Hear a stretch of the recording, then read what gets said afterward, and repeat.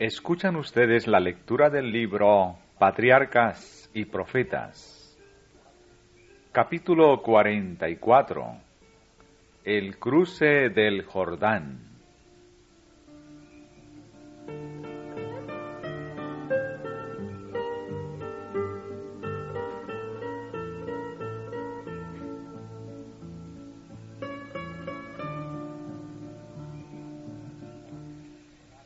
Los israelitas lloraron profundamente la partida de su jefe y dedicaron 30 días de servicios especiales a honrar su memoria.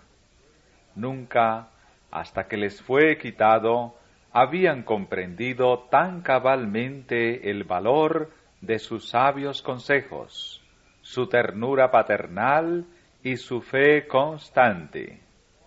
Con un aprecio nuevo y más profundo, recordaron las lecciones preciosas que les había dado mientras estaba con ellos.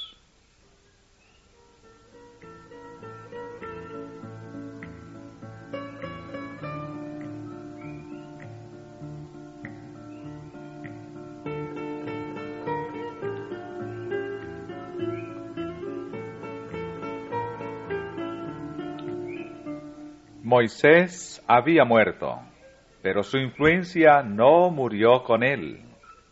Ella había de sobrevivir reproduciéndose en el corazón de su pueblo.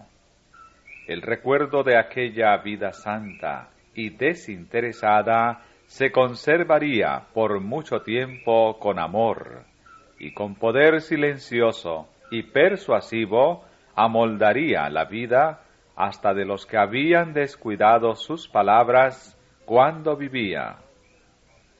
Como el resplandor del sol poniente sigue iluminando las cumbres de las montañas, mucho después que el sol se ha hundido detrás de las colinas, así las obras de los puros, santos y justos derramarán su luz sobre el mundo mucho tiempo después que murieron quienes las hicieron.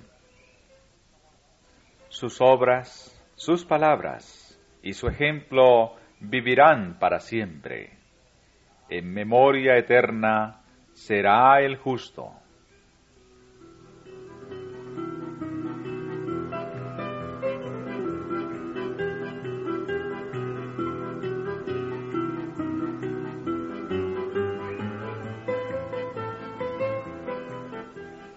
Aunque llenos de pesar por su gran pérdida, los israelitas sabían que no quedaban solos.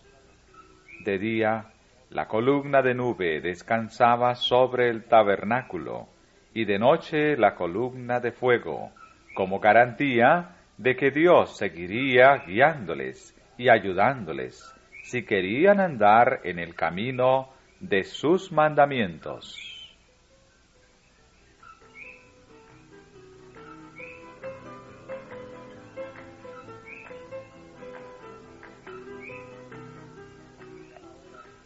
Josué era ahora el jefe reconocido de Israel.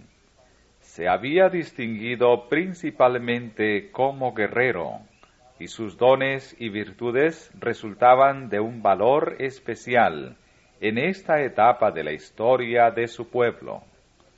Valeroso, resuelto y perseverante, pronto para actuar, incorruptible, despreocupado de los intereses egoístas en su solicitud por aquellos encomendados a su protección y, sobre todo, inspirado por una viva fe en Dios. Tal era el carácter del hombre escogido divinamente para dirigir los ejércitos de Israel en su entrada triunfal en la tierra prometida. Durante la estada en el desierto, había actuado como primer ministro de Moisés, y por su fidelidad serena y humilde, su perseverancia cuando otros flaqueaban, su firmeza para sostener la verdad en medio del peligro, había dado evidencias de su capacidad para suceder a Moisés, aún antes de ser llamado a ese puesto por la voz de Dios.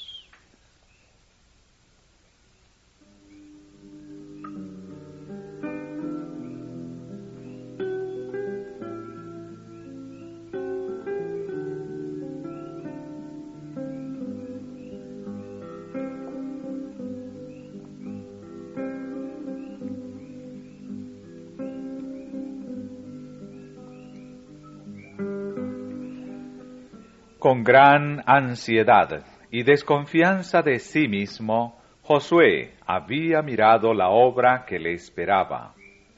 Pero Dios eliminó sus temores al asegurarle: como yo fui con Moisés, seré contigo. No te dejaré, ni te desampararé. Tú repartirás a este pueblo por heredad la tierra, de la cual juré a sus padres que la daría a ellos. Yo os he entregado, como lo había dicho a Moisés, todo lugar que pisare la planta de vuestros pies. Había de ser suya toda la tierra que se extendía hasta las alturas del Líbano en la lejanía, hasta las playas de la gran mar y hasta las orillas del Éufrates en el este.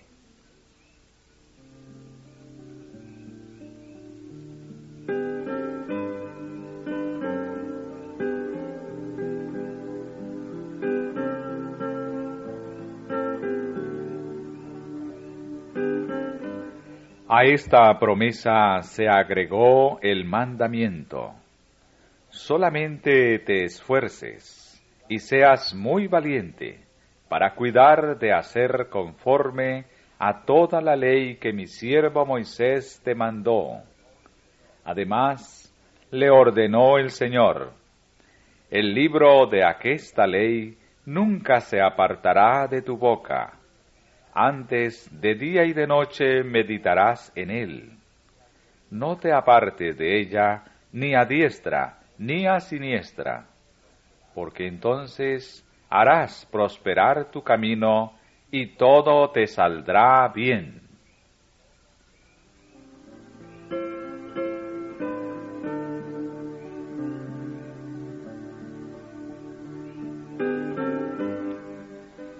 Los israelitas seguían acampados en la margen oriental del Jordán, y este río representaba la primera barrera para la ocupación de Canaán.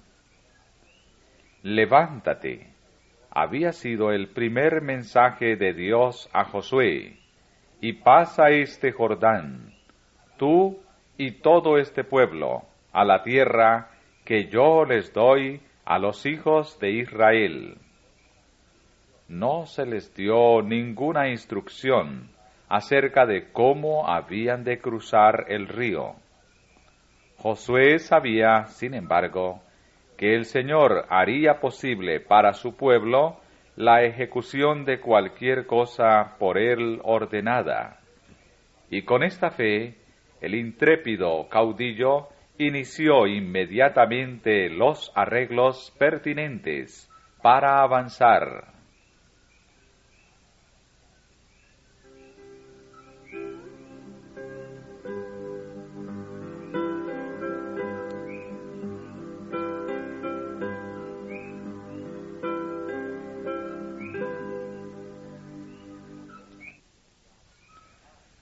A pocas millas más allá del río, exactamente frente al sitio donde los israelitas estaban acampados, se hallaba la grande y muy fortificada ciudad de Jericó. Era virtualmente la llave de todo el país y representaba un obstáculo formidable para el éxito de Israel. Josué envió, por lo tanto, a 2 jóvenes como espías para que visitaran la ciudad y para que averiguaran algo acerca de su población, sus recursos y la solidez de sus fortificaciones. Los habitantes de la ciudad, aterrorizados y suspicaces, se mantenían en constante alerta y los mensajeros corrieron gran peligro. Fueron, sin embargo, salvados por Raac, mujer de Jericó, que arriesgó con ello su propia vida. En retribución de su bondad, ellos le hicieron una promesa de protección para cuando la ciudad fuese conquistada.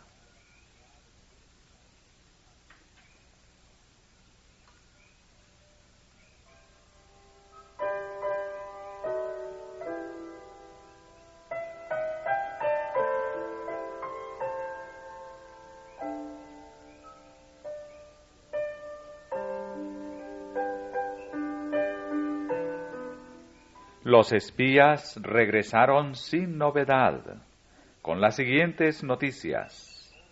Jehová ha entregado toda la tierra en nuestras manos, y también todos los moradores del país están desmayados delante de nosotros. Se les había dicho en Jericó: hemos oído que Jehová hizo secar las aguas del mar Bermejo delante de vosotros, cuando salisteis de Egipto, y lo que habéis hecho a los dos reyes de los amorreos que estaban de la parte de allá del Jordán, a Sehón y a Og, a los cuales habéis destruido. Oyendo esto, ha desmayado nuestro corazón, ni ha quedado más espíritu en alguno por causa de vosotros, porque Jehová vuestro Dios es Dios arriba en los cielos y abajo en la tierra.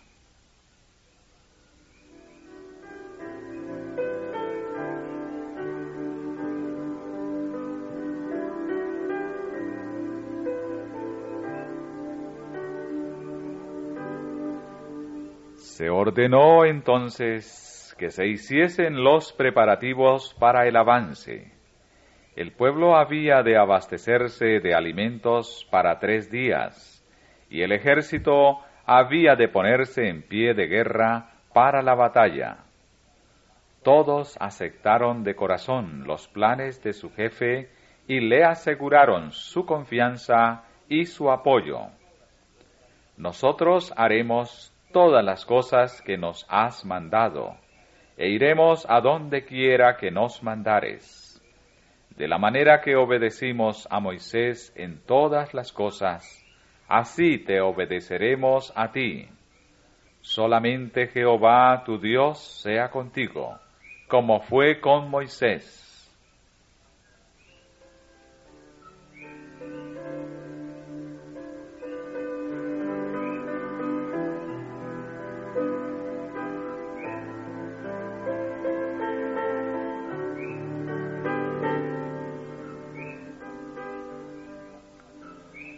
Abandonando su campamento en los bosques de acacias de Sitín, el ejército descendió a la orilla del Jordán. Todos sabían, sin embargo, que sin la ayuda divina no podían esperar cruzar el río. Durante esa época del año, la primavera, las nieves derretidas de las montañas habían hecho crecer tanto el Jordán que el río se había desbordado, y era imposible cruzarlo en los vados acostumbrados. Dios quería que el cruce del Jordán por Israel fuese milagroso. Por orden divina, Josué mandó al pueblo que se santificase. Debía poner a un lado sus pecados y librarse de toda impureza exterior. Porque, dijo, Jehová hará mañana entre vosotros maravillas. El arca del pacto había de encabezar el ejército y abrirle paso. Para cuando vieran ese distintivo de la presencia de Jehová, cargado por los sacerdotes, moverse de su sitio en el centro del campamento y avanzar hacia el río, la orden era: vosotros partiréis de vuestro lugar y marcharéis en pos de ella.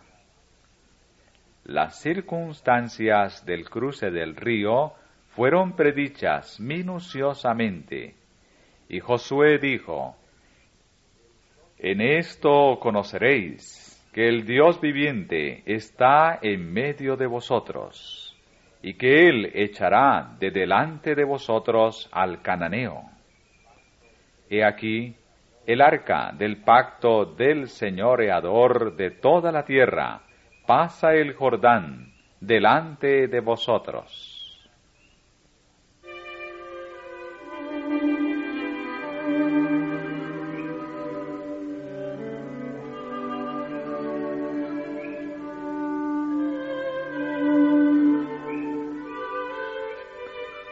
A la hora señalada comenzó el avance.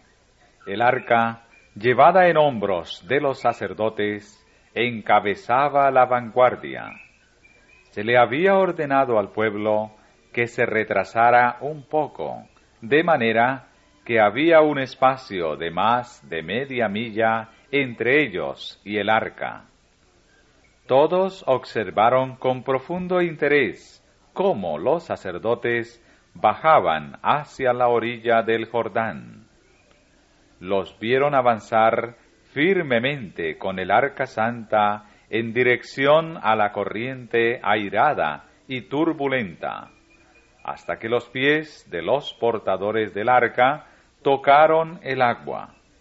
Entonces, las aguas que venían de arriba fueron rechazadas de repente, mientras que las de abajo siguieron su curso, y se vació el lecho del río.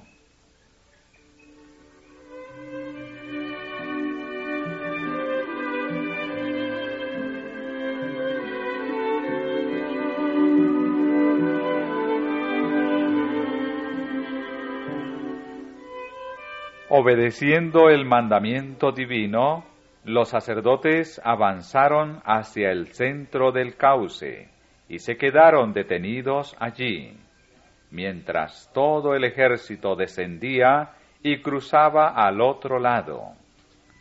Así se grabó en la mente de todo Israel el hecho de que el poder que había contenido las aguas del Jordán era el mismo que había abierto el Mar Rojo para sus padres 40 años antes. Cuando todo el pueblo hubo pasado, se llevó el arca a la orilla occidental.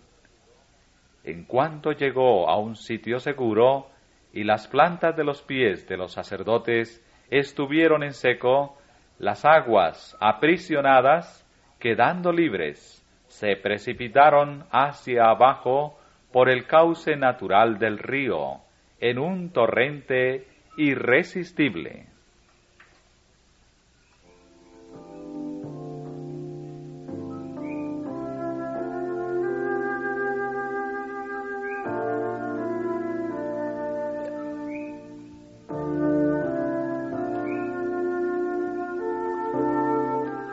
Las generaciones venideras no debían carecer de testimonio con referencia a este gran milagro. Mientras los sacerdotes que llevaban el arca estaban aún en medio del Jordán, 12 hombres escogidos con anticipación, uno de cada tribu, se encargaron de tomar cada uno una piedra del cauce del río donde estaban los sacerdotes, y las llevaron a la orilla occidental. Estas piedras habían de acomodarse en forma de monumento en el primer sitio donde acampara Israel después de cruzar el río. El pueblo recibió la orden de repetir a sus hijos y a los hijos de sus hijos la historia del libramiento que Dios había obrado en su favor, como dijo Josué, para que todos los pueblos de la tierra conozcan la mano de Jehová, que es fuerte, para que temáis a Jehová vuestro Dios todos los días.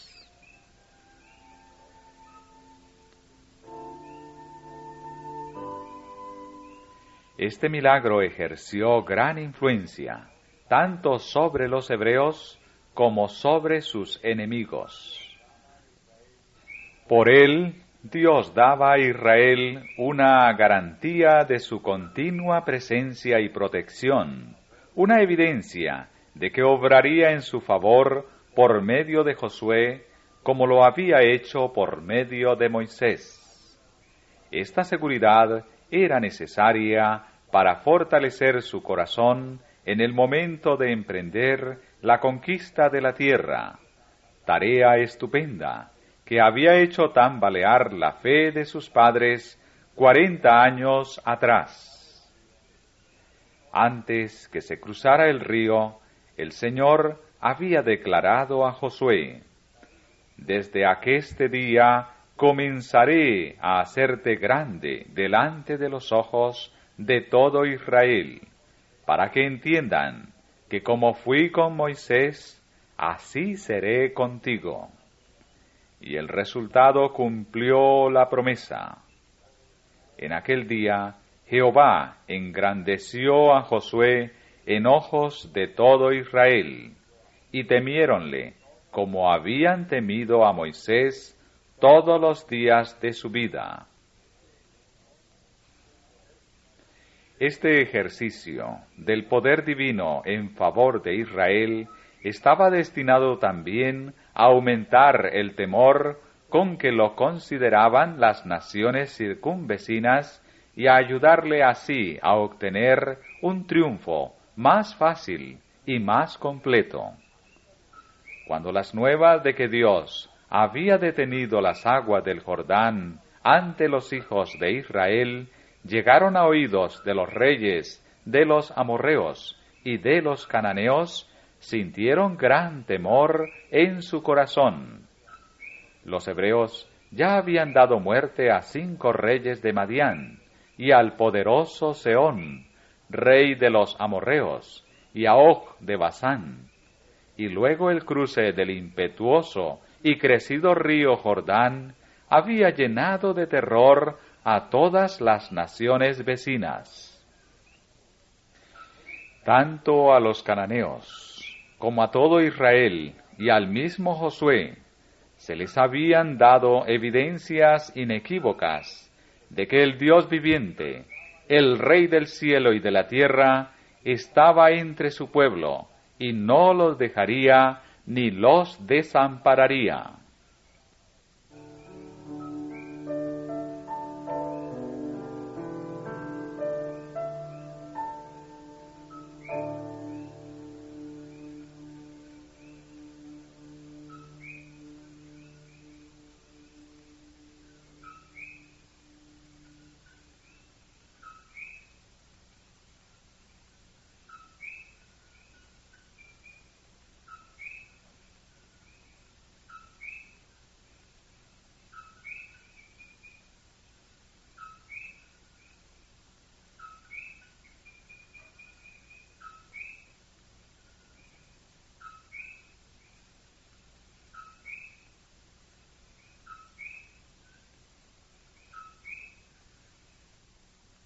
A corta distancia del Jordán, los hebreos levantaron su primer campamento en Canaán. Allí Josué circuncidó a los hijos de Israel, y los hijos de Israel asentaron el campo en Gilgal y celebraron la Pascua.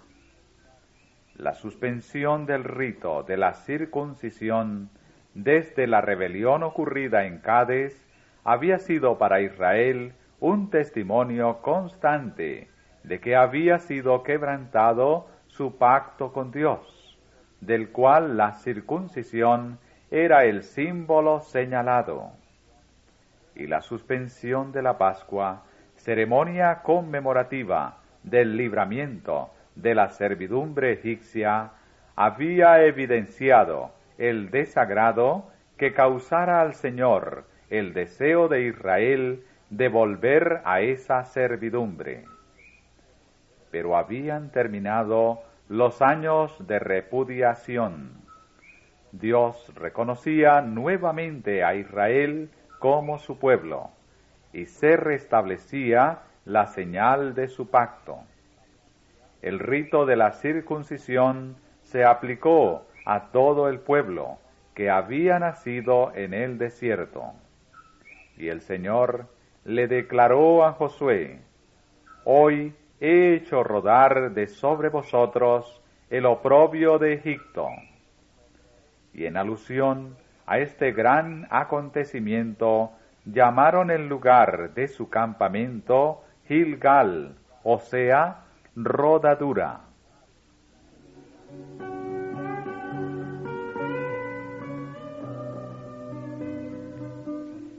Las naciones paganas habían mirado con oprobio al Señor y a su pueblo, porque los hebreos no habían tomado posesión de Canaán como lo esperaban, poco después de haber abandonado Egipto.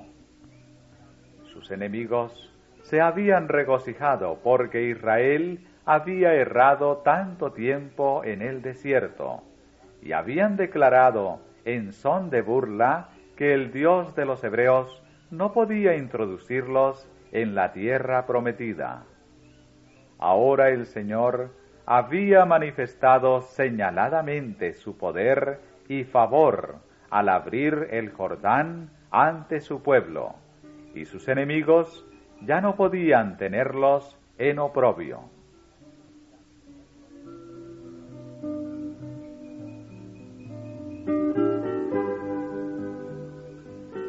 A los 14 días del mes, por la tarde, se celebró la Pascua en las llanuras de Jericó. Y al otro día de la Pascua comieron del fruto de la tierra los panes sin levadura, y en el mismo día espigas nuevas tostadas. Y el maná cesó el día siguiente, desde que comenzaron a comer del fruto de la tierra. Y los hijos de Israel nunca más tuvieron maná, sino que comieron de los frutos de la tierra de Canaán aquel año. Los largos años de peregrinación por el desierto habían tocado a su fin. Los pies de Israel pisaban por último la tierra prometida.